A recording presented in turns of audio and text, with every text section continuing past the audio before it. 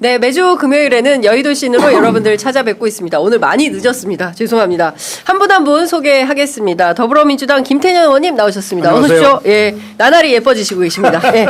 자, 김용남 전 의원님 나와 계십니다. 네, 어서 오십시오. 안녕하세요. 네, 나날이 멋있어지시고 계십니다. 감사합니다. 와, 이분, 예.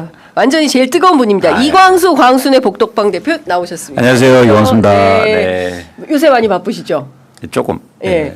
빠르게 하겠습니다. 자, 첫 번째 저희가 광고부터 소개를 하겠는데요. 네. 자, 첫 번째 소개해드릴 광고는 인터넷 비교원 광고입니다. 무조건 써야 하는 인터넷 휴대폰 정수기 렌탈 의외로 매월 나가는 요금으로 부담되시죠? 3년 이상 계속 사용하고 계시다면 비교원에서 갈아타시고 사은품도 챙겨가시면 좋겠습니다. 인터넷 TV 신규 가입 시 최대 48만 원, 휴대폰 구입 시 최대 50만 원, 정수기 렌탈 시 최대 30만 원, 모두 128만 원의 혜택을 만나실 수 있고요. 여기에 쓰던 폰 그대로 통신사만 변경하셔도 최대 30만 원 혜택을 받으실 수도 있으십니다. 현금 사은품 혜택을 원하지 않을 경우에는 55인치 삼성 TV로 선택해서 받으실 수도 있고요. 개인정보 보안도 철저합니다. 지금까지 단 한 건의 보안 사고도 없었다는 점 말씀드립니다. 8억 원 이상 보증보험을 가입해서 한 분도 억울한 일 없도록 준비되어 있고요. 추가로 본인 가입 후 지인 추천하시면 최대 4만 원 이마트 모바일 상품권 드리는 이벤트도 진행하고 있습니다. 신청은 반드시 인터넷 비교원 기존 가입자 본인만 가능합니다. 인터넷 TV, 휴대폰, 정수기 비교는 비교원에서 하시고요.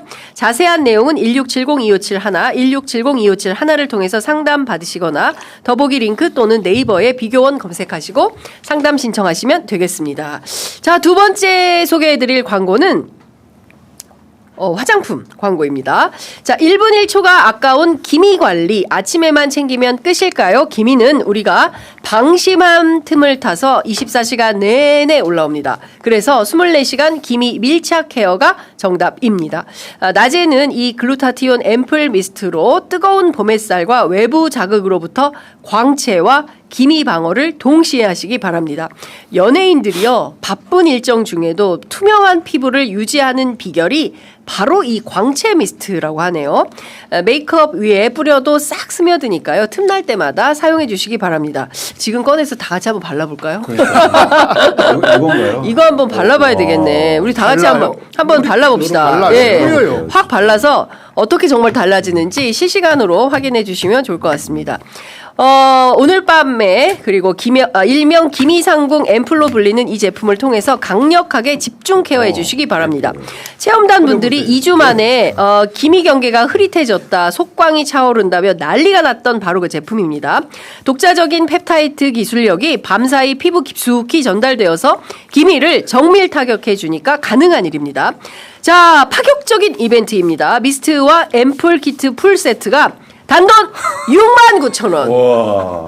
단돈 69,000원에 드립니다. 지금 바로 예뻐지셔. 빨리. 예, 의원님. 예, 예뻐주세요. 예. 지금 바로 070-7791-7111고 자, 생방송의 의미. 예, 국회 5선. 예. 자, 국회의장 후보. 예. 자, 김태년 의원님도 뿌렸습니다. 예, 얼마나 예뻐지시는지 보겠습니다.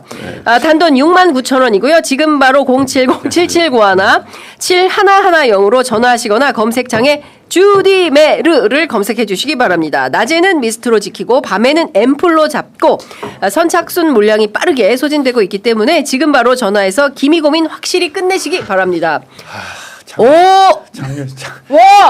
와, 지금 제가 광고 끝나고 세 분 딱 봤는데 진짜 광채가 나는데요? 네, 정말 장윤선 기자 때문에 많이 망가지네. 의원님 제가 늘 감사하게 생각합니다. 예, 이런 분이 없으세요. 진짜 국회 5선 의원이 옛날에 이게 빨간 카페트 깔릴 때 걸어 다니셨던 분이거든요. 이거 뿌리시고 막 너무 감사합니다. 복 받으실 거예요. 그러니까요. 진짜 의원님들 복 받으실 거예요. 너무 감사합니다. 자, 오늘은 시간이 없기 때문에 빠르게 가봐야 될 것 같은데요. 그래도 이 얘기는 좀 해야 될 것 같습니다. 그 이란 전쟁 끝나는 겁니까? 김용남 의원님께 먼저 여쭤볼게요. 금융시장은 거의 끝나는 거로 받아들이는 것 같아요. 네. 뭐 오늘은 코스피가 약간 횡보하고 있는데 어제 미국 시장은 올랐고 S&P 500은 그냥 연일 최고점을 갱신하고 있거든요. 네. 그러니까 S&P 500이 7,000을 넘어서 어제 7,040 몇에 끝난 것 같은데 그냥 전쟁은 이제 끝났어. 라고 전제하고 올라가고 있는데 글쎄 어느 곳보다도 정보가 빠르고 확실한 데가 자본시장이기 때문에 저대로 가지 않을까? 네. 이런 생각도 들어요. 근데 객관적으로 보면 그렇게 쉽게 종전이 될래나? 뭐 이런 의문도 드는데 자본시장은 끝난 거로 받아들이는 것 같습니다. 원님 어떻게 더 보세요? 시장이 더 예민하게 보는 것은 뭐 합의 이렇게 협상 성사 합의보다도 호르무즈 해협이 그러니까. 얼마나 안정적으로 열리느냐가 네. 이제 관건 아니겠습니까? 뭐 시장도 더 예민하게 보고 호르무즈가 세계 석유 공급량 약 20% 5분의 네. 5분의 1을 통과하는데 그야말로 글로벌 에너지 동맥 아니에요. 네. 근데 이제 이란이 언제든지 이 카드를 쓸 수 있다라는 게 이제 뭐 확인이 된 거죠. 예, 시장의 불안 요소로 하나가 있는 거고 다만 이제 트럼프 입장에서 보면 협상을 지금은 아니할 수가 없는 지금 상태예요. 지금 이제 굵직한 외교 일정 네. 뭐 찰스 3세 국빈 방문도 하나가 있고 또 연기해놨던 5월달에 중국 방문도 하나 있잖아요.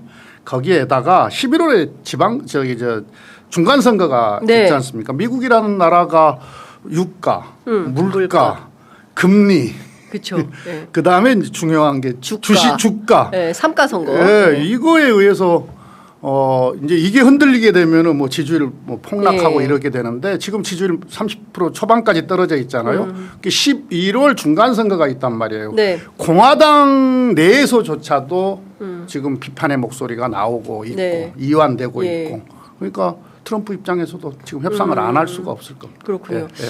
그 기름값 같은 경우가 좀 안정적으로 관리가 되어야 하는데 일단 17일 오늘입니다. 오늘 저녁 시간으로 청와대는 예측을 하고 있는데요. 영국, 프랑스, 독일이 중심이 되는 70에서 80여 개 국가, 우리도 포함이 되고 이재명 대통령도 화상으로 참여를 하게 됩니다.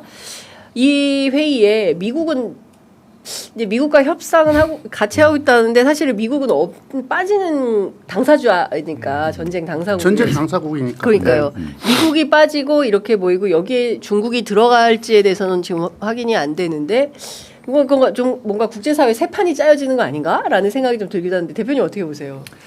글쎄요, 자산시장에서는 뭐 정치적으로는 그렇게 해석할 수는 있는데 자산시장에서는 뭐 중국이 갑자기 뭐 앞서고 이럴 걸 기대하는 것 같지는 않고요. 아까 김영남 의원님 말씀하신 것처럼 미국의 주식시장이 먼저 오르기 때문에 네. 그러면 미국의 주식시장이 오르면 안 되거든요. 그런 상황이면. 네. 그래서 그렇게 너무 빨리 진다는 건 아닌 것 같고. 예. 그러니까 지금 주식시장에서 가장 중요한 건 뭐냐면 새로운 일은 없을 것 같다. 여기서 더 뭔가 맞습니다. 그러니까 극단적인 상황이 벌어질 것 같지는 않다. 예측하지 못한 일은 예. 더 이상 없을 것 같다. 예. 그러면 이제 주가가 예를 들어서 전쟁이 끝나든지 안 끝나든지 예. 주가는 오를 수 있거든요. 단기적으로는. 네. 그걸 이제 반응한 거고 그런 측면에서 우리가 어떤 뉴스나 이벤트를 투자적 측면에서 해석할 때는 두 가지 관점에서 해석하는 거예요. 첫 번째는 예상치 못한 일이 일어날 수 있나? 그리고 두 번째는 과거에 없던 일인가? 네. 근데 이게 이 이란 전쟁 관련해서는 이제 더 이상 없는 것 같다는 생각이 드는 거죠. 그러면 이제 주식은 살 때다. 이렇게 판단하는 것 같습니다. 지금 살 때다. 네. 저도 어제 살짝 고민했습니다. 아니 근데 저희가 뭐 지금 수주 전부터 사자고 했잖아요. 그러니까요. 실행에 못 옮겼는데. 시장에서는 일정 정도 요 전쟁과 관련해서는 내성이 생긴 것 같아요. 내성. 예. 그게 이제 제가 말씀드린 게 그 내성이라는 걸 예. 이제 풀어서 제가 설명드린 겁니다. 그렇군요. 자, 기본적으로 영푸독이 중심이 돼가지고 호르무즈 해협을 열라라는 정도의 성명이 나오면 시장이 더 뛰겠을까요? 어떻게 될까요? 글쎄요, 성명 갖고 시장이 뛸까라는 의문은 조금 드는데 직접 행동을. 그러면 새로운 무력 충돌이 생기나요? 아까 김영남 의원님 말씀을 네. 하셨는데 예. 지금 시장은 협상 타결을 전제로 지금 선반영되고 있는 거거든요. 그러니까 예. 뭐 오늘 저녁에 저기 영푸독. 그러니까 영푸독 중심의 이제 그 회의가 예. 성명서 발표하고 하는 게 뭐 긍정적인 영향은 미치겠으나 지금의 판을 막 크게 바꾸는 데 있어서는 매우 제한적일 겁니다. 의원님 영향 자체가. 중통이시니까 중국 얘기 좀 여쭤볼게요. 지금 이 판에서 중국이 사실은 뭐 직접 발언을 하지 않다가 최근에야 중국이 발언을 세게 하기 시작했어요. 그리고 사실상 이란 편 드는 발언이 나오기 시작했거든요. 그럼 중국은 이 전쟁에서 네. 어떤 판단을 하고 있는 건지. 아니 지난주에도 말씀을 드렸는데요. 이 전쟁은 전쟁 후에는 네. 미국의 정치적 도덕적 영향력은 크게 약화될 거예요. 정치적, 도덕적. 예, 크게 약화될 겁니다. 그렇죠. 그러니까 지금 오늘 밤에 하는 회의도 예. 과거 같으면 상상할 수 없었던 회의 그렇죠. 아닙니까? 미국 제끼고 지금 예. 세계 지도자들이 모여가지고 아, 그것도 70, 표현이 너무 마음에 든다. 미국 제끼고. 70 몇 제껴. 개국 지금 예. 70에서 80개국이 모여가지고 그렇습니다. 지금 예. 한다는 거고 그 중동 전쟁과 관련해서 의논하는 거고 또 호르무즈 해협 개방과 관련해서 또 의논한다는 거 아닙니까? 과거 같으면은 상상하기 어렵죠. 어려웠죠. 그리고 중국은 가만히 있었거든요 지금까지. 근데 최대 승자가 될 거예요. 그러니까 중국이 마치 아주 좋은 나라처럼 돼버렸잖아요 지금. 그러니까. 예. 그러니까 유럽 지도자들도 막 중국 가고. 예. 근데 정상회담 하고. 근데 중국이 글로벌 스탠다드가 되면 제 중국 3년 살다 왔잖아요. 네. 힘들어요. 만만치 우리 같은 않죠. 사람은 못 살아요. 아니, 예. 근데 어려워요. 예. 시진핑 주석이 집권 이후에 2015년도에 시작한 게 이른바 제조업 굴기. 네. 그래서 메이드 인 차이나 2015, 2025 해서 작년에 끝난 거잖아요. 네. 10년 동안 정말 비약적인 발전을 했죠. 이제는 옛날에는 싸구려 제조업으로 중국 이미지가 있었다면 이제는 첨단에 있어서 그렇습니다. 뭐 제조업 강국으로 10년 동안 많은 변화가 있었는데 그 10년이 끝나고 새롭게 내건 목표가 제가 알기로는 그 차이나 스탠다드예요. 네. 앞으로 10년 동안 세계 표준을 그러니까 중국이 세계 표준이 되게 만들겠다. 네. 그게 이제 시진핑 집권자는 항상 목표를 설정하고 그렇죠. 예. 그쪽으로 이제 몰고 가면서 자신의 집권의 정당성을 예. 그 마련해야 되잖아요. 예. 그러니까 시진핑 주석이 제조업 10년 해서 충분히 발전했고 새롭게 제시한 목표가 예. 세계 표준이 차이나를 쫓아오게 뭐 하여튼 차이나가 차이나 스탠다드. 차이나 스탠다드가 새로운 목표였는데 이게 마치 그런 거예요. 대표님 말씀대로 중국은 이번 전쟁에서 특별히 한 게 없었어요. 예. 가만히 있었어. 예. 근데 위상이 올라가잖아요. 예. 1997년 가을에 IMF 터지고 나서 예. 이런저런 재벌 기업들이 막 망했잖아요. 네, 망했- 어떤 기업은 가만히 있었는데 재계 순위가 막 올라가는 거야. 중간에 다 망해갖고. 하는데 네. 어떻게 하다 보니까 내가 지금 일주일 차이나가 그 모양새 같아요. 가만히 있었는데 네. 미국이 죽을 쓰니까 위상이 우욱 하고 올라가. 야, 예, 이것도 재밌는 이제 현상이다. 중국 예. 가서 보면은 지도자들 많이 만나 보면은 네. 지도급 인사들 만나 보면 요 기술 굴기의 성공으로 인하여 자신감이 많이 붙었어요. 말하는 걸 보면. 근데 이번 중동 전쟁으로 인해서 정치 외교에 있어서의 자신감까지 확보되는 계기가 된 거죠. 예. 그런데 이제 말씀하셨던 대로 세계를 주도하는 어떤 표준을 선도하는 네. 또는 주도하는 그런 국가가 되려면 소프트 파워가 탑재가 돼야 되거든 네. 있어야 되는 거거든요. 예, 예. 근데 중국이 그게 약했잖아요. 맞아요. 근데 이번에 가만히 있었는데 상대적으로 이 소프트 파워를 갖춘 그런 나라처럼 된 거예요 지금. 아니에요, 예. 아니에요. 그러니까 거기 표현의 자유가 없어요. 아니 솔직히 그러니까 심각해요.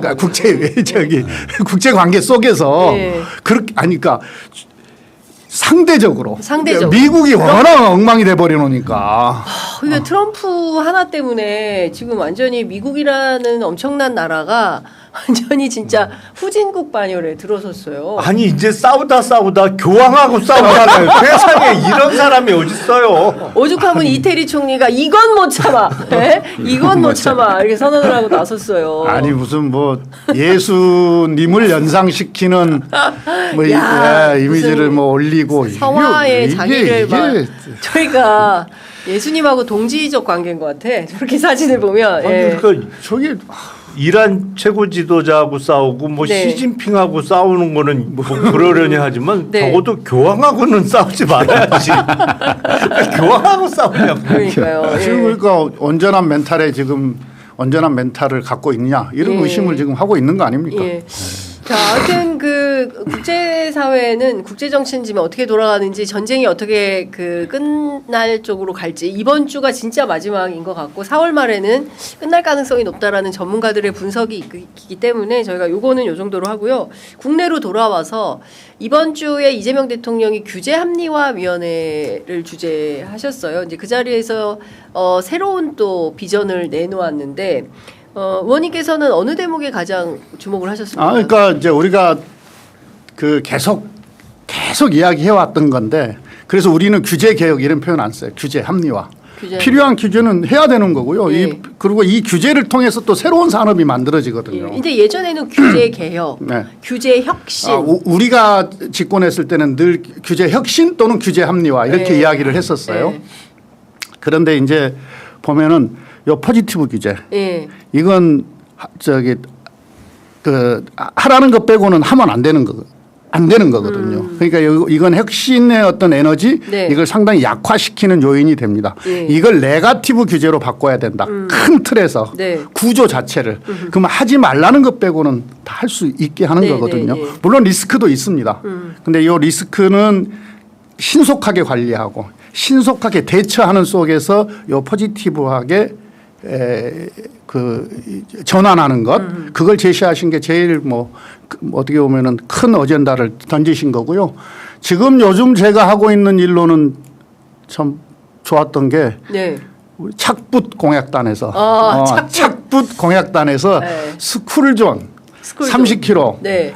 심야는 좀 심하다. 그래서 이거 완화하겠다라고 예. 공약을 냈잖아요. 예. 우리 시민들의 제안을 받아가지고 그날 그 회의 때 대통령께서 직접 지시하시더라고요. 예. 그 규제 합리화 위원회 부위원장이 예. 건의하니까 예. 건의하지 말고 하세요. 예. 건의하지 말고 하세요. 그냥 해버리세요. 예. 예. 그 다음에 이제 이런 거잖아요.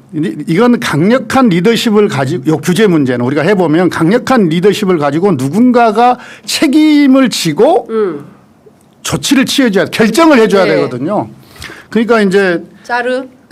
그렇죠. 그러니까 규제 합리화 위원회에서 안을 만들고 이거 부처에다 전파를 시켰는데 네. 부처들이 기존의 관성 때문에 머뭇머뭇대거나 안 하는 경우 네. 그래서 규제 합리화 위원회와 부처가 의견이 다를 경우에 나한테 가져와라. 그럼 내가 결정하겠다. 네네네. 이건 되게 좋은 좋은 말씀이신 거죠. 그러니까. 예. 어떻게 그러면 이제 일이 되잖아요. 그렇게 되면 일이 된다. 예. 네. 사실은 규제가 많죠. 실제로 사업을 해보거나 이러면 진짜 뭐 하라는 거야 말되는 거야 이런 생각이 들 정도로 규제가 훔쳐 다니다 보면 다 끝나. 그렇죠. 도장 받으러 다니다가 다 끝나는데 예. 없던 규제를 사실은 정치적인 이유에서 만드는 것도 꽤 많아요. 네네. 대표적인 게 사실은 저는 타다금지법이라고 생각을 해요. 우리나라는 우버가 맞아요. 안 되잖아요. 그거 진짜 답답해요. 아니 이게 입장을 바꿔서 네. 외국인이 한국에 왔어. 너무 힘들어요. 그러면 외국인이 와서 카카오 택시를 어떻게 알아요? 그렇죠. 카카오 이게 앱을 깔아놔야 되는데 그걸 어떻게 일일이 아냐고. 근데 대부분의 국가들이 그냥 우버로 통해. 맞아요. 공항 내려서 우버 앱 열고 하면 예, 다 오죠. 예. 온단 말이에요. 근데 그건 우리는 그 유상 운송 사업을 못하게 막아놨기 때문에 우리나라는 아예 안 됐던 건데 규제의 빈틈을 파고들어서 사업 모델을 만든 게 타다였단 말이에요. 네네. 그거는 이제 승합차의 경우에는 그 단기 유상 렌트가 가능하다. 이게 운전기사가 딸린 네네. 그걸 이용해서 사실상 이제 택시 유형의 사업 모델을 만들어냈던 건데 적어도 그 시점에서는 전혀 불법이 아니었어요. 그 빈틈을 잘 찾아갖고 비즈니스 모델을 만들었는데 이걸 이제 택시 기사분들의 어떤 반대 의견 같은 걸 반영해서 선거 앞두고 법을 개정해서 막아버려갖고 폐업시켜버렸단 말이에요. 이런 것만 안 해도 땡큐예요, 사실은. 그러니까 지금 박홍근 그 기획예산처 장관하고 가까우신 그 우리 그래서 김태년 표정이 의원님이 안 좋으셨구나. 표정이 안 좋으신 게 아니라 먼 산을 바라보시는. 아니, 박홍근 의원은 이제 상생의 협력 모델을 만들기 위해서 최선을 다 하셨던 분입니다. 네, 알겠습니다. 여튼 이런 부분도 혁신 차원에서 좀 규제 합리화 차원에서 한번 생각을 해봐야 될 것 같고. 규제 합리화, 규제 혁신. 그 대통령께서 X에 글을 올리셨잖아요. 생산적 금융 강화는 피할 수 없는 길이다. 네. 세제 금융 규제 정상화를 통한 부동산 투기제로 구현도 얼마든지 가능하고 반드시 해야 된다. 이제 이런 건데요. 금융 분야에서의 어떤 규제 합리화 조치로 즉각적으로 필요한 게 있다면 어떤 게 있을까요? 그러니까 일단 크게 흐름은 뭐냐면 그동안 부동산을 중심으로 해서 비생산적 분야에 자금, 금융이 많이 흘러 들어갔는데 과연 이거를 생산적 분야로 어떻게 전환시킬 건가 이게 핵심이지 않습니까? 네네네. 그러니까 두 가지 방향이죠. 생산적 분야에 예를 들어서 수익성을 올리는 게 이제 중요하고 반면에 부동산 부분의 수익성을 낮추면 자동적으로 그쪽으로 이제 흘러 들어가지 않겠습니까? 네네. 그래서 이제는 가장 손쉬운 방법은 부동산 부분에 왜 이렇게 한숨을 쉬지? 부동산 부분에 과세를 하는 거죠. 그래서 비생산적인. 그래서 그걸 뭐 대통령께서 직접 말씀하신 거고. 그러면 저희가 이제 국회에서 논의를 해야 되고 이제 그 바톤을 이어받아야 된다고 저는 보고 있고요. 우리나라가 얼마나 심각한 상황이냐면 예를 들어서 우리가 상장사 중에서 거의 35% 정도가 투자 부동산을 보유하고 있어요. 그러니까요. 그러니까 예를 들어서 제가 어떤 상장사 중에서 그 회사가 전체 자산이 2,500억 정도 있거든요. 근데 그 중에서 2,000억이 투자로 그냥 부동산 산 거예요. 그러니까 돈을 벌어서 공장을 투자하고 기계 설비를 하고 예를 들어서 좋은 노동자를 고용하고 노동자 임금을 올려주는 게 아니라 돈을 벌어서 그냥 부동산을 산단 말이죠. 진짜 나쁘다. 그렇죠. 그러니까 이게 두 가지 문제가 있는 거냐면 뭐냐면 그렇게 금융이 가다 보니까 일종의 다른 데 투자할 돈이 모자란 거예요. 근데 꼭 그렇게 부동산 살 때 뭘 하냐면 대출을 일으켜서 또 사요. 그렇죠. 근데 거기서 또 문제가 뭐냐면 은행들은 그 대출이 너무 쉽단 말이에요. 담보 대출이. 그러니까 거기에 대출이 몰리는 거죠. 그래서 은행은 거기서 돈을 벌고 이런 악순환이 지속돼 왔던 게 첫 번째 문제. 두 번째는 그러다 보니까 투자자들이 그런 상장사 주식을 왜 사겠습니까? 그러니까 뭐 이게 기술 혁신이 있는 회사도 아니고 돈을 많이 벌 가능성도 없고 그러다 보니까 한국의 주식시장이 안 됐던 거예요. 그러니까 아까 말씀드린 것처럼 생산적 분야의 대표 시장인 주식은 안 되고 비생산적 분야인 부동산 부분이 이렇게 올라왔던 거죠. 그래서 이게 악순환됐다. 그렇군요. 그런데 그런 부분에 이제 핵심을 얘기했다는 게 굉장히 의미가 있는 거다. 알겠습니다. 근데 이제 제가 계속 말씀드리지 않습니까? 대통령의 발언 그리고 의지 너무 좋다. 그런데 이게 과연 실행되고 있느냐? 그러니까 그런 화두를 던지고 너무 좋죠. 가슴 뛰는 일이고. 근데 그게 빠르게 실행되고 있느냐에 대해서 문제 제기를 계속 하는 거예요. 그러니까요. 그렇잖아요. 말만 하면 뭐 합니까? 뭐 실천을 해야 되는 건데. 그래서 대통령 말씀 떨어지고 나서 국세청에서 임광영 국세청장이 지금 기업들이 갖고 있는 고가 주택들 그게 한 지금 2,630개 정도 될 거예요. 이게 지금 전수조사 들어갔고요. 고가주택. 필요하면은 그 이하 고가가 아니더라도 그 이하 가격까지 다 확대하겠다. 지금 이렇게 방침을 가지고 실행 중에 있습니다. 매우 빠르게 지금 하고 있는 거죠. 그 지금 고가주택 보유 법인이 한 1,600여 곳 되는 것 같아요. 그다음에 주택 수로도 한 2,630개 정도 됩니다. 필요 없는 집들은 내놔야 되는 거고요. 방금 말씀하셨듯이 토지도 우리가 이제 재산세 종합 합산 토지분 여기서 이제 분석해 보면 면적이 여의도에 한 730배 정도 되는 토지들을 갖고 있을 거예요. 기업들이. 우리가 경신련을 발표에 의하면 5대 기업이 갖고 있는 부동산 자산이 2024년 기준으로 한 47조 원어치 정도 갖고 있다는 거거든요. 그래서 그러니까 이건 각종 개인만이 아니라 기업들도 부동산 투기를 그냥. 근데 아주 흥미로운 지점이 있어요. 뭐냐면 예를 들어서 기업이 저렇게 부동산을 많이 갖고 있잖아요. 근데 공장은 실제로 어디다 지은지 아십니까? 해외로 나간 거 아니에요, 정말? 뿐만 아니라 국가가 정부가 마련해 준 단지에다 지어요. 얍실하다. 되게 재밌죠. 얍실하다. 그러니까 예. 자기 땅에다가 공장을 아니, 짓는 게 아니라 자기 땅에는 이제 돈 되는 거 막 하고. 네, 그러니까 이런 식이에요. 네. 그래서 공공주택을 지으면 네. 건설사들이 그 주위에다가 네. 갈비집 하는 격이에요. 네? 아니 제가 건설사 오랫동안 다녔잖아요. 네. 다 그래요. 건설사가 예를 들어서 아파트를 짓잖아요. 그럼 거기 돈이 네. 뭐 벌긴 하겠지만 많이 안 벌고 네. 주변에 땅 사서 갈비집 해요. 이런. 아니 이제 근데 이제 네. 예. 네. 근데 그런 경우 많아요. 지금도 갈비집을. 혹시 수원 왕갈비 아니에요? 근데 실행 과정에서 예. 정교함은 필요합니다. 그러니까 투자 목적으로 토지를 확보해 놓은 게 있거든요. 그런데 이제 뭐 인허가 과정에서 지연된다든가 이래 가지고 실제로 공장 못 짓고 이런 경우도 있으니까 이런 거 잘 가려내서 그렇죠. 규제할 거 규제하고 네. 뭐 세금 거둘 거 걷고 예. 이렇게 하는 건 필요하죠. 예. 야, 근데 이거 오늘 진짜 새로운 사실 그동안 저도 뭐 기사에 이런 것도 잘 안 나와요. 왜냐하면 언론사도 많이 갖고 있거든요. 맞아요. 예, 부동산을 건설회사도. 그리고 심지어 건설회사들이 지역지 많이 같은 갖고 경우에는 건설회사가 언론을 해요. 예. 그래서 아예 대부분 이런 그렇죠. 예, 그러니까 아예 이런 부분은 쓰지를 못해요. 맞아요. 그러니까 저는 언론 개혁이 여기서부터 시작이 되어야 하는데 제가 그 얘기를 했어요. 아니 유진이 무슨 저희가 있다고 YTN을 그 비싼 돈을 제일 세게 써서 낸 거잖아요. 3,500원. 3,500원. 그래서 왜 그런 걸 한 거야? 그랬더니 누가 그러더라고요. YTN도 부동산이 많아. 맞아요. 네. 일단 서울 시내에서 다 보이는 남산. 남산 꼭대기에 있는 게 그러니까요. YTN 예, 거잖아요. 방송사들도 많아요. 그러니까요. 방송사 MBC도 마찬가지고요.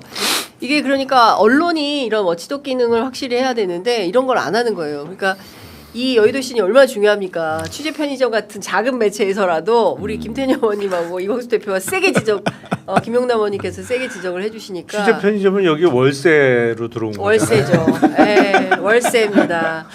예, 또 의원님 또 아픈 데를 또 월세. 아 그러니까 이 유튜브들도요 잘 돼서 부동산 사면 안 돼요. 네, 잘 되면 좋겠어요. 부동산 안 살게요. 예, 부동산 아니, 안 사겠습니다. 본인의 정체성이 약간 혼란을 느끼시니까 제가 알기로는 예. 아니 4억은 살 수 있죠. 자, 김어준의 4억은. 뉴스공장 합시다. 네, 그거 팔아요. 너무 비싸는데 아니, 이자도 많이 내던데. 거기는 4억이잖아. 거기 4억이죠. 4억은 그럼 맞는 걸로. 저는 그 집은 엘리베이터부터 좀 놨으면 좋겠어요. 아, 올라갈 때마다 그 집이 쏟아가지고. 예전에 네. 그 원룸이었대요. 근데 그렇게 큰 아, 건물이 네, 된 거예요? 네, 와, 네, 그렇게 된 그렇구나. 거죠. 네. 예, 남의 회사 얘기 그만하겠습니다. 우리 회사 얘기로 집중하도록 하겠습니다. 오늘 시간이 많지 않아서 또 특별히 여쭤보고 싶은 게 있는데 부동산과 관련된 것 중에 강남은 오르는데, 강남은 약간 그 좀 가격 하락이 있는데 그 밖에 다른 지역이 오르더라.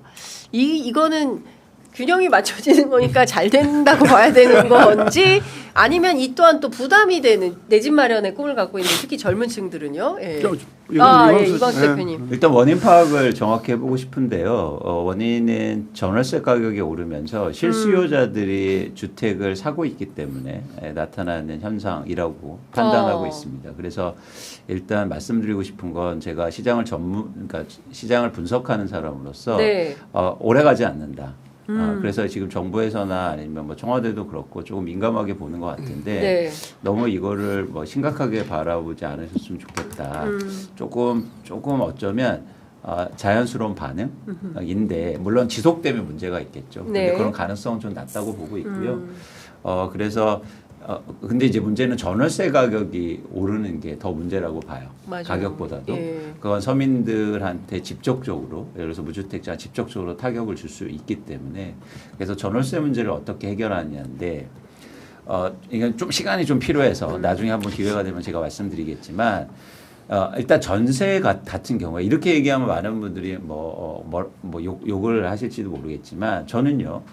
전세 가격은 아닙니다. 명확히 얘기하면. 그건 전세 보증금이에요. 네. 그렇죠. 그렇죠. 그게 무슨 얘기냐면 이건 돌려받을 수 있다는 거죠. 그래서 예를 들면 제가 무주택자고 전세 보증금을 막 올려줘야 돼요. 힘들죠. 네네네. 그런데 일시적으로 전세금을 오시면 만약에 큰 흐름상 집값이 떨어질 수 있다는 믿음만 있으면 네. 그러면 저는 이 상황을 기다릴 수 있다라는 겁니다. 네. 무주택자 입장에서 해석하는 네네네네. 거예요. 그러면 예를 들어서 정부는 지금 전세 가격이 급격하게 오르는 거를 사실은 단기적으로는 어쩔 수 없어요. 왜냐하면 절대 공급이 부족하기 때문에 나타나는 현상이라고 보고 있거든요. 그러면 더 노력해야 될 건 뭡니까?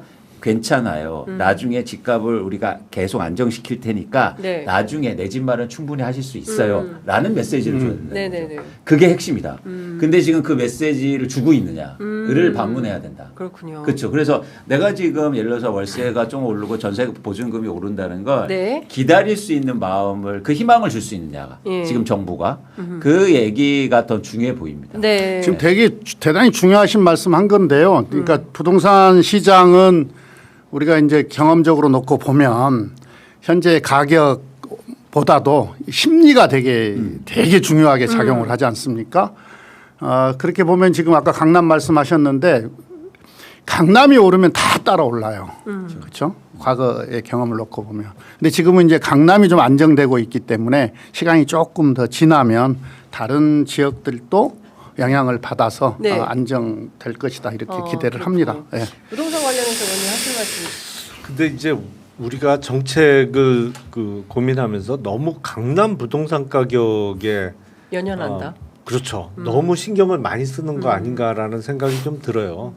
어느 국가나 어느 지역이나 최고 선호되는 주택 지역의 가격은 비쌉니다. 네. 뭐 어떤 분은 우리가 뭐 뉴욕 맨하탄보다 더 비싸다 비싸다. 그랬는데 그건 사실과 전혀 다른 얘기고 거기는 맨하탄에 선호되는 지역은 우리나라 강남보다 훨씬 비싸요. 네. 그럴 수밖에 없죠. 그건 당연한 거지. 네, 네.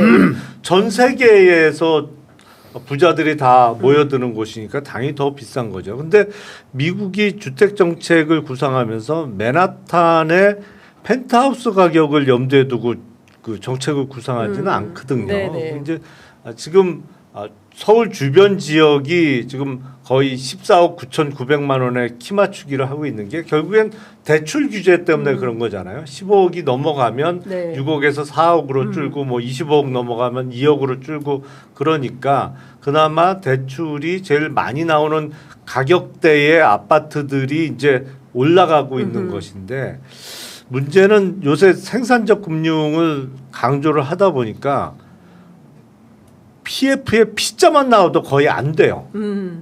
근데 결국에 PF가 거의 끊어진다는 얘기는 뭐냐면 앞으로의 부동산 아파트 공급이 어렵다는 얘기거든. 그렇잖아요. 자기 자본 뭐 얼마 없이 그렇죠. 하는 게 부동산 개발 예. 시행업인데 예. 그 PF가 사실상 거의 끊어져요. 은행에서 거의 안 해줘요. 안 해주는구나. 예. 눈치 보는 거지. 그렇죠. 눈치 보고 뭐 증권회사에서는 하는데 그러다 보니까 거의 독과점 구조가 돼서 이자율이 어마어마하게 높아요. 와. 그러니까 저는 좀 걱정되는 게 이게 임대사업자 규제 뭐 그리고 금융 규제 이런 게 결국에 기간이 좀 오래되면 공급을 확 줄이는 결과가 나오면 결국에는 가격을 공급이 줄면 이게 답이 없거든요. 그러니까 조금 더 시야를 넓혀서 정책 설계를 해야 되는 거 아닌가? 당장 지금 삼성전자 성과급을 놓고 파업을 네. 한 해 만에 하고 있습니다만 뭐 올해 내년에 받을 성과급 한 20억 된다는 거잖아요. 삼성전자 취직하고 싶다. 근데 2년치 성과급 모으면 한 20억 지금 그러니까요. 기대하고 있는 건데 만약에 부부가 다니면 어떻게 돼요? 야 대박. 부부가 거길 다니든지 한 명은 삼성전자 다니고 한 명은 SK 네, 하이닉스 하이닉스. 다니고 그러면 이게 한 2년치 모으면 네. 이른바 강남 아파트 한 채 값이 나오는 거야. 그쵸. 그 양반들 성과급 그렇게 많이 받으면 뭐 할까? 그 돈 전부 주식시장에 집어넣을까? 그러니까 강남 아파트 가격을 잡겠다는 게 정책의 주요 목적이 돼서는 안 된다고 저는 생각해요.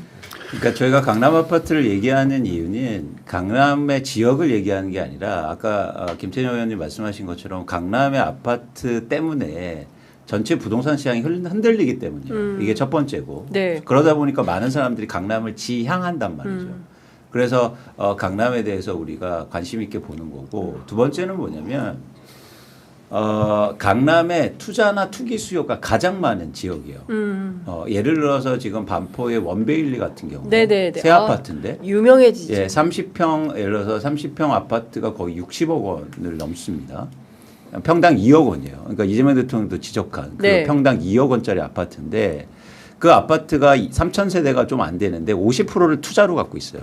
투기로 갖고 있단 말이야. 그러니까 엄청난 사람들이 과반이. 예, 그렇죠. 뭐냐면 예를 들어서 아까 말씀드린 것처럼 뉴욕의 맨하탄은 그런 상황이 아니에요. 네. 내가 돈 있으면 그 집을 거주로 사지 예. 돈을 벌기 위해서 이렇게 투기하려고 하는 엄청나게 건 아니다. 몰려들. 그러니까 그런 지역을 예를 들어서 그런 지역의 변화가 일어나야 한국의 부동산 시장에 진짜 변화가 일어났다고 전 보고 있고 아까 이제 삼성전자 말씀을 잘 하셨는데 예. 반대로 생각해 볼게요. 예를 들어서 돈이 안 된다고 생각해요. 예. 그러면 반포 원베일리 아파트가 1,500세대가 시장이 나올 겁니다. 60억짜리요. 돈이 안 되면. 그러면 네. 아까 부부가 합쳐서 20억 세금 떼고 20억 받을 거잖아요. 그게 60억짜리를 살 수 있어요? 너무 많은 공급이 나올 거예요. 버티지 못한다. 네. 그러니까 우리가 수요만 생각할 게 아니라 공급을 공급도. 해야 돼. 공급은 매도하는 거예요. 예, 예. 그러니까 그런 상황 속에서 뭐 요즘 이제 이런 얘기들 많이 나오는데 아까 김영남 의원 말씀하신 것처럼 SK 하이닉스 예를 들어서 셔틀버스 그 네. 경로에 아파트 가격이 오른다. 오른다. 이런 얘기 계속 반복하고 있다고요. 삼성전자 주변도 아파트 값이 오른다면서요. 네. 근데 그걸 안정시킬 방안이 뭐다? 투자하고 있는 사람들이 수익성을 안 내면 됩니다. 그러면 예를 들어서 내가 부부가 열심히 삼성전자에서 일하는데 지금 집도 필요하지도 않는데 강남 아파트를 굳이 살 필요가 없어요? 없잖아요. 돈이 안 되면. 보유세도 많이 내야 되면. 그러니까 돈이 안 되는 구조를 만드는 게 맞습니다. 중요해요. 그게 이재명 대통령이 계속 네. 얘기하는 거예요. 네. 개인의 문제가 아니다. 구조의 문제. 네. 구조와 그걸 만든 상황이 문제다. 네. 그걸 얘기하지. 그걸 바꿔내야 된다. 그러네요. 그게 핵심. 정치가 할 일이 많겠어요. 많죠. 예. 그래서 이제 아까 공급 관련해서 말씀을 하셨는데 신축은 시간이 좀 걸리잖아요. 네네네. 지금 공급 계획을 발표하더라도 택지 확보하고 또 인허가 하고 네네네. 뭐 또 공사 기간도 있기 때문에 지금 공급이 조금 안 된 것은 지난 정부 때 조금 이게 지체됐던. 예, 지체됐던 게 원인이 있었고요. 지금 우리가 다주택자 만기 연장, 대출 만기 연장이 왔을 때 이거 금지하는 조치를 규제하는 조치를 취하고 있지 않습니까? 이것도 한 2천 가구 정도 됩니다. 그다음에 이제 또 새롭게 하나 하려고 하는 것이 일종의 투기용, 그러니까 비거주 1주택자가 네, 네. 만기가 오더라도 대출 네, 금지하는 대출 거, 금지. 만기 연장 안 해주는 거. 네. 지금 이것도 따라서 지금 하려고 하는 거잖아요. 이것도 통계로 놓고 보면 한 10,000 가구 정도 되거든요. 그럼 두 개 맞춰도 한 20,000 가구 이상의 물량이 나올 수 있는 기대가 있는 거죠. 기대가. 예. 예. 야, 이 부동산 정책 끝이 없는데 지금 56분 지나고 있고 또 다음 방송 또 가셔야 돼가지고 속보가 계속 나오고 있고 재밌는 또 등장인물이 있어요. 지금 10시 57분인데요. 약 1시간 뒤에 이재명 대통령과 이분이 만납니다. 예, 낭만의 정치인 홍준표. 1시간 전에 글을 올렸어요. 재밌습니다. 의미심장해요. 자, 20대, 30대는 정의를 향한 열정으로 살았고 40대, 50대, 60대는 당파를 위한 열정으로 살았다. 이제 70대 황혼기에 들어섰다. 불 깨지는 석양의 아름다움처럼 내 마지막 인생은 나라를 위한 열정으로 살았으면 한다. 공직하시겠다는 얘기. 그렇게 읽으셨어요? 네, 나는 원하는 게 확실하네. 그죠? 예. 아니 마지막 줄 그거 아니에요? 마지막 줄의 방점. 밑줄 쫙. 아니 네. 그게 꼭 나는 공직을 해야만 나라를 위한 열정이 발현되는 건 아니잖아요. 네. 공직을 안 하고도 얼마든지 예. 네. 전 개인적으로 공직을 안 하는 게 나라를 위한. 공직을 위한 아니, 공직을 안 하는 게 나라를 위한 게 아닐까라는 생각이 언뜻 드네요. 그냥 계시는 게 나라를 그냥 위해서. 조용히 계시는 게. 낫다. 근데 뭐 딱 액면으로만은 예. 참 멋있네요. 예. 말씀이 솔직하고. 예. 근데 오늘 매우 솔직한 분이에요. 예. 오늘 아주 그 점심 자리는 오찬 자리는 아주 유쾌하고 네. 예, 재미있는 그런 자리가 될 것으로 예상이 됩니다. 저는 두 라이브 분의 했으면 두 분의 좋겠어요. 평소에 예. 이게 모습으로 봤을 때 그러니까요. 예. 예. 재담이 좀 폭포수처럼 터지는 그런 라이브 방송의 오찬회동 어떨까 싶은데. 근데 저는 기억나는 게 그 예전에 홍준표 대구시장 할 때 네. 윤석열이 대구를 방문하거든요. 맞아요. 그때 90도 인사를 합니다. 그걸 보면서 아 이분은 아 그런 분이구나 그런 생각이 들었어요. 오늘도 이제 90도 인사하실까 잘 보겠습니다. 근데 예. 우리가 정치하면서 예. 보면 많이 겪으셨죠. 그래도 시절. 그래도 좀 여백이 있는 정치인들이 좋더라고요. 예, 네. 예. 여백하면 김태년 아닙니까? 그렇게 말씀해 주시면 그랜드 여백이죠. 그랜드 여백. 그랜드 여백. 아니 의원님은 홍준표 시장하고도 좀 인연이 있으시지 않으세요? 아니 근데 이제 친한 건 아니시고. 친한 건 아니고 네. 그 저는 그 말을 바꾸는 걸 좀 싫어하거든요. 네. 근데 이제 그런 면에서는 뭐 그게 정치적 노련함이라고 표현할 수 있을지 모르겠는데 그 어떤 일관성이란 측면은 약간 좀 부족하신 것 같아요. 일관성은 예. 많이 좀 예. 부족하다. 예. 예. 이분이 민주당에 입당하시겠습니까? 아이고 아주 항원을 아주 멋있게 보내시겠다고 그러는데 예. 그건 아니겠죠. 말을 또 많이 바꾸시니까.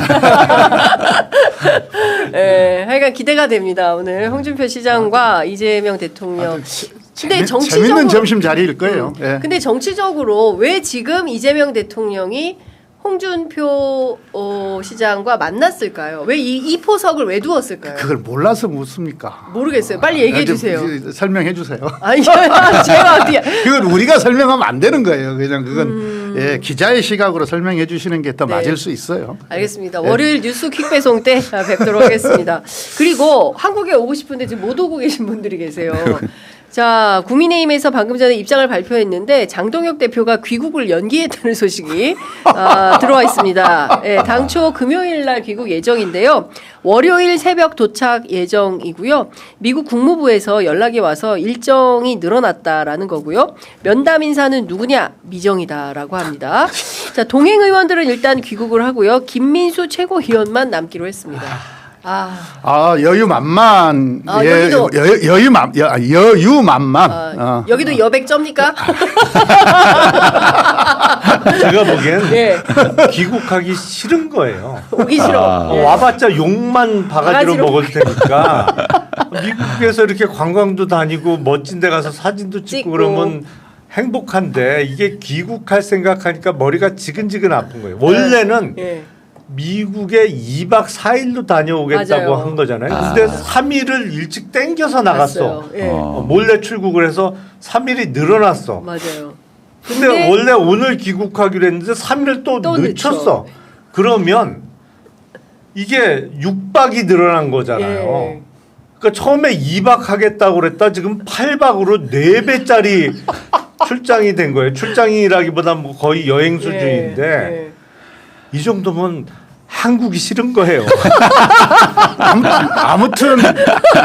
아무튼 처음 경험해 보는 것이 많아서 상상할 수가 없잖아요, 저거. 아니 제1야당의 당대표가 일단 한국을 싫어해. 한국 살기 싫어요 지금. 뭐.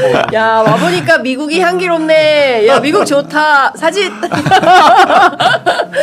근데 사실 의원님 정치 오랫동안 하셨는데 이 절박한 상황에서 대표가 미국 가고 이런 일을 상상할 수 있습니까? 어떻게 이런 일이 예. 상상할 수가 없죠. 예, 저도 정치부 기자 오래 했지만 처음 봅니다. 예. 저분도 그러니까 지방선거는 그냥 포기했다고 봐야 돼요. 그러니까 김용남 의원님께서 말씀 뭐 많이 여러 차례 해주셨는데 이번 선거는 포기고 당대표 선거라도 어떻게 잘해봐야 되겠다 이런 결심 속에서 이제 저런 판을 짠 게 아닌가. 어떤 분이 그런 말씀하셨던데요? 그 당권 때문에 지금 미국행은 뭐 당권 때문에 간 거다. 아니 근데 뭐 미국 이런 거. 가면 당권이 근데 됩니까? 그것도 그 분석도 이해가 안 이해는 돼. 잘 안 가요. 예. 아니 근데 이제 그 집회 때 예. 성조기 흔드시는 분들 있잖아요. 거기는 이제 미국을 거의 뭐랄까 거의 뭐 트럼프 대통령을 예수 모시듯이 하는 분들이 분명히 일부지만 있으니까 네.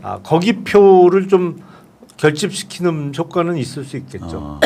그러면 이번 선거도 100% 야당 심판론 아닙니까? 아니 아직도 저러고 있으면 아니, 그렇게 기회를 주려고 하는데도 아니, 그렇게 만들고 계시잖아요. 스스로. 만들어 주고 계시잖아요.